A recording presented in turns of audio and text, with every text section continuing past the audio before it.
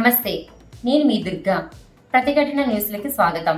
ఇక వార్తల్లోనికి వెళ్తే, శాఖ ఇంజనీర్లు కాంట్రాక్టర్కు అనుకూలంగా మారడంతో 10 కోట్లతో ప్రారంభించిన రోడ్డు పనులు పూర్తి కాకముందే శిథిలమవుతున్నాయని సమగ్ర విచారణ జరిపి కాంట్రాక్ట్ ఇంజనీర్లపై చర్యలు తీసుకొని ప్రజాధనాన్ని కాపాడాలని పట్టణ పౌర సంక్షేమ సంఘం నాయకులు ఇరిగినేని పుల్లారెడ్డి, ఎం నాగరాజు, శివారు ప్రాంత కాలనీ అసోసియేషన్ ప్రతినిధి MP Mallikarjuna, safety drivers association రాష్ట్ర అధ్యక్షుడు ఎస్ అన్వర్ బాషా రాష్ట్ర ప్రభుత్వాన్ని డిమాండ్ చేశారు.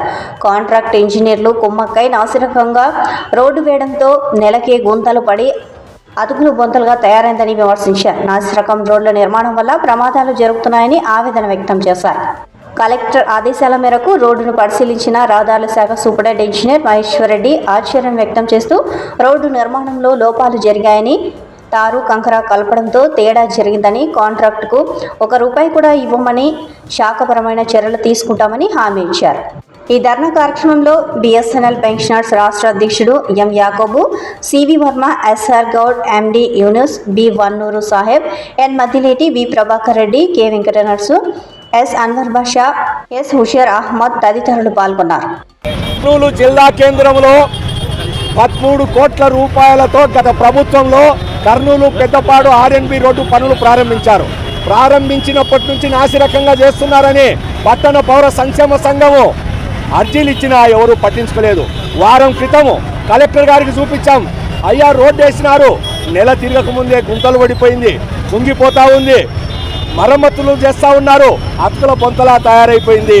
విచారణ జరిపించాలంటే సూపరింటెండెంట్ ఇంజనీర్ వచ్చారు, విచారణ చేశారు. పొరపాటు జరిగింది, తారు కంకర కలపడంలో పొరపాటు జరిగింది, చర్యలు తీసుకుంటాం, కాంట్రాక్టర్కి ₹1 ఇవ్వమని చెప్పి మాకు ఆ రోడ్డుపైనే హామీ ఇచ్చాడు.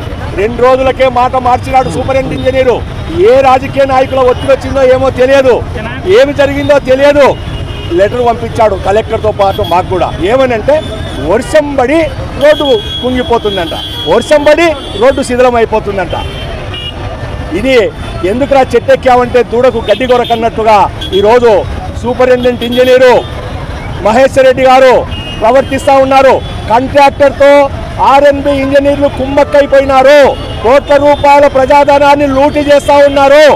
గత ప్రభుత్వం పట్టించుకోలేదు. ఈ ప్రభుత్వానికి చిత్తశుద్ధి ఉంటే, ప్రజాధనాన్ని కాపాడాలనుకుంటే కాంట్రాక్టర్పై చర్య తీసుకోండి. కాంట్రాక్టర్కు కొమ్ము కాస్తున్న సూపరింటెండెంట్ ఇంజనీర్పై చర్య తీసుకోండి. నాసిరకం పనులు చేయిస్తున్న ఇంజనీర్లపై చర్య తీసుకొని 10 కోట్ల రూపాయల ప్రజాధనాన్ని కాపాడాలని చెప్పి కూటమి ప్రభుత్వానికి, జిల్లా అధికారులకు పట్టణ పౌర సంక్షేమ సంఘంగా నేను మనవి చేస్తా ఉన్నాను. ఏదైతే రాష్ట్ర ప్రభుత్వం, గత రాష్ట్ర ప్రభుత్వం ఉందో రాష్ట్ర ప్రభుత్వం 13 కోట్ల రూపాయలు పెద్దపాడు రోడ్డుని నిర్మించడం కోసము నిధులు చేయడం జరిగింది. అయితే ఆ నిధులను ఈ ప్రభుత్వం నాసిరకం రోడ్డు వేసి కాంట్రాక్టర్కి ఊడియం చేసే పరిస్థితి కనపడుతూ ఉంది.